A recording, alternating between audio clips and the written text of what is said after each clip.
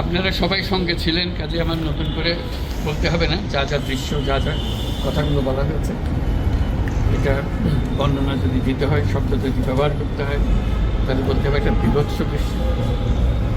এটা মানুষের মনুষ্যত্ববোধ বলে কোনো জিনিস যা আছে সেটার থেকে বহু গভীরে নিয়ে গেছে। এটা নিশ্চিহ্ন করার জন্য মনুষ্যত্ববোধ যেন করে না, নৃশংস প্রতিটি জিনিস যে হয়েছে এখানে।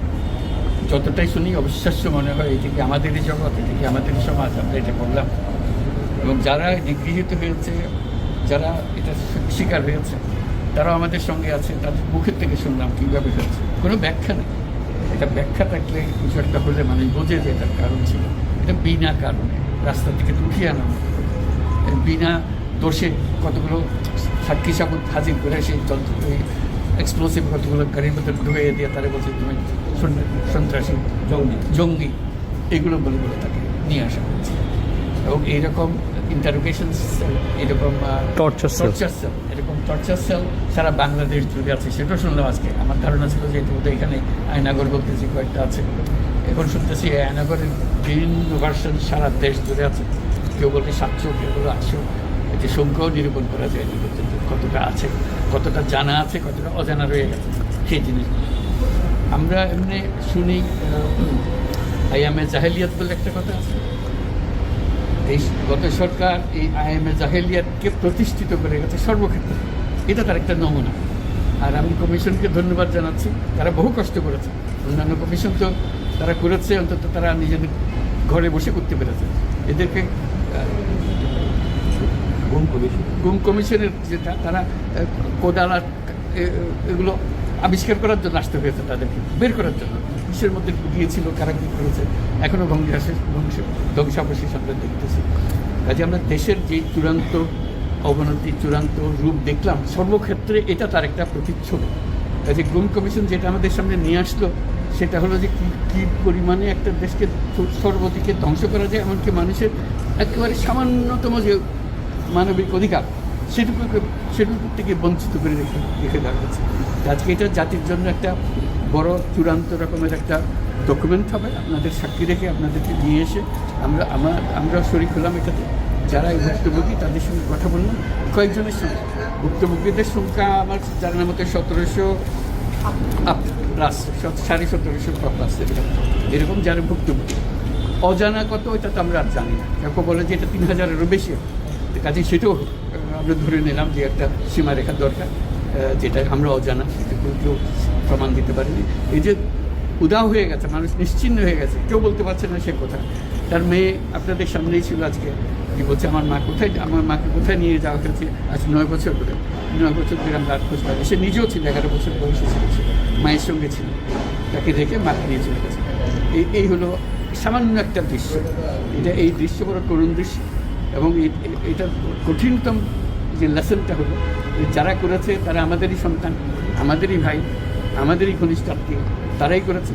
এবং আমরা এই সমাজকে যদি এর থেকে বের করে না আনতে পারি, তাহলে এই সমাজ তো টিকে থাকবে না। যে এইভাবে যদি আমাদের হয়, আমাদের সন্তানরা যদি এগুলো করে, এবং তারা যদি এইরকম কাজ করতে পারে, যে মানুষের পক্ষে যেটা সম্ভব। একজন বলছিল যে খুপড়ির মধ্যে তাকে রাখা হয়েছে, গ্রামে তো মুরগির খাঁচা এর চেয়ে বড় হয়। এরকম অবস্থা, মুরগিও নড়াচড়ার যেরকম জায়গা পায় না, ওরও নড়াচড়ার কোনো জায়গা নেই। ওকে ব্যবস্থা রাখা হয়েছে, মাসের পর মাস, বছরের পর বছর তাকে ব্যবস্থা রাখা হয়েছে।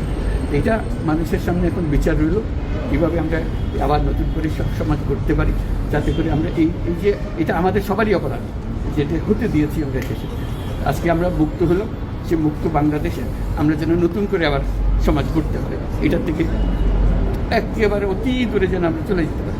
এটার নমুনা, এটার সাক্ষী, এটার যে ডকুমেন্টেশন গুম কমিশনের রিপোর্টের মধ্যে থাকবে, এবং এটা অবশ্য পাঠ্য হিসেবে সবাইকে পড়তে হবে, এবং তাদের যারা করেছে তাদের বিচার করতে হবে। তা না হলে আমরা নিষ্কৃতি পাবো না এটার থেকে। এই যে কাজগুলো করে গেল তারা, তা না হলে আমরা আবার মুক্তভাবে বলবো কী করে যে আমরা এই দেশের মানুষ, আমরা পরিষ্কার। যারা করেছে তাদের জন্য আমরা কেন মুক্ত হতে যাব?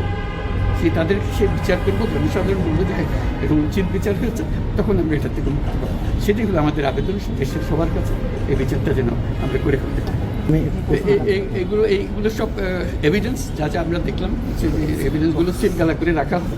যাতে করে কেউ বিনষ্ট করতে না পারে, যখন বিচারের কাছে যে একটা প্রমাণ হিসেবে ব্যবহার করতে পারে, সেই হিসেবে আমরা থাকবো। একটা কোশ্চেন এর দুইটা কোয়েশ্চেন করতে দিতে হবে। এটা এই বড় স্টোরিতে আমি এক কোয়েশ্চেন করবো না। মাননীয় প্রধান উপদেষ্টা, দুইটা প্রশ্ন। প্রথমটা হলো যে আপনার পাশে যে দুইজন আপনার ক্যাবিনেটের মেম্বার দাঁড়ায় আছেন, দুইজনেই কিন্তু জিআইসি বা আয়নাঘরে বন্দী ছিলেন, আজকে তারা আইডেন্টিফাই করছেন, এবং আমরা আরও কয়েকজন সার্ভাইভারের সাথে কথা বলছি, এবং তারা যারা বেঁচে আছেন, ফিরে আসছেন, তারা বলছেন যে তারা রাষ্ট্রের কাছে একটা উপযুক্ত ক্ষতিপূরণ চান, কারণ এগুলো প্রতিটা মামলাতে ওনাদের এক একজনের লক্ষ লক্ষ টাকা খরচ হয়েছে, এবং আপনার সরকার থেকে গুমের সার্ভাইভার এবং গুমের শিকার ভিকটিম ফ্যামিলিদেরকে কোনো ক্ষতিপূরণের কোনো চিন্তা আপনাদের আছে কিনা, এটা আমার প্রথম প্রশ্ন।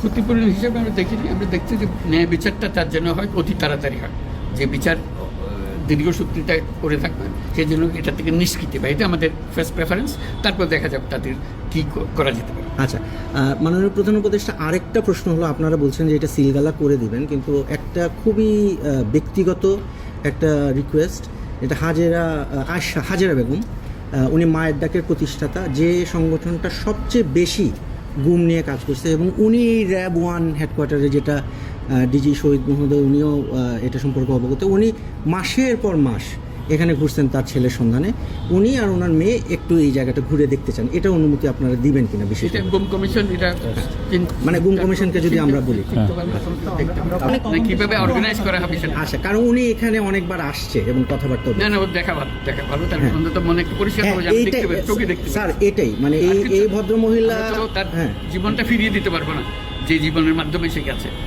অন্তত দেখলে মনে সান্ত্বনা হবে, আমি জায়গাটা দেখে এসেছি। ওই মেয়েটা, যে বাচ্চা মেয়ে, যে বলতেছেন আমার মাকে আর দেখতে পেলাম না, কোথায় চলে গেল, আজ পর্যন্ত কেউ খবর দিতে পারলো না, সে বেঁচে আছে না মরে গেলে কোথায় আছে। The whole existence of this government is because of this, that we don't want to stay in that darkness যেটা আমাদের that has been created around us. So we want to create a new environment, new, as we say, new Bangladesh, as the students have been claiming all the time. So that led to the reform commissions. One of them is this disappearance commission, which led us to see this thing. If we didn't have that commission, probably it will be just a storytelling. Nobody will believe, somebody will say yes, somebody will say no. Now they have concrete proof, and now they will go to the justice. So this is one step. And then what happens to the rest of the institutions? You are dealing with something that have done. Will this be repeated in future? That's something we have to make sure that it's not repeated in future. Nowhere near it. This is the worst ever in the whole world possible. So we don't want to have anything to do with it. We'll be as normal as any civilized human being could be. So that's our commitment. That's what the reform commissions are all about. And since you asked the question, I'm very grateful to the commission for taking the trouble. It was not an easy job. They had to fight in all directions to discover. This is the whole discovery mission. It's not as simple going and taking evidences and writing reports about it. So they have to really detect this in a very serious way. And they're still worrying about whether we can keep the evidences as they are after all this thing happened. So this is our commitment. We want to create that society and that world for us. Thank you.